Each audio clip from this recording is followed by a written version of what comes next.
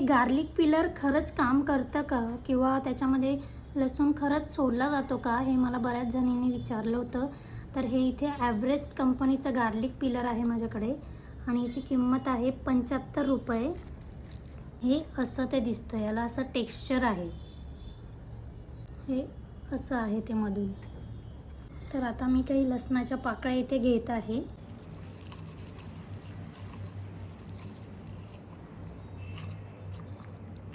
तर लसणाच्या पाकळ्या याच्यात टाकायच्या आणि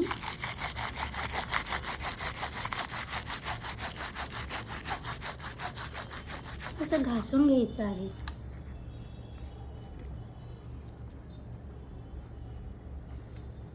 उप्स. तर हे पहा, हे असे लसूण याच्यात सोलले जात आहेत.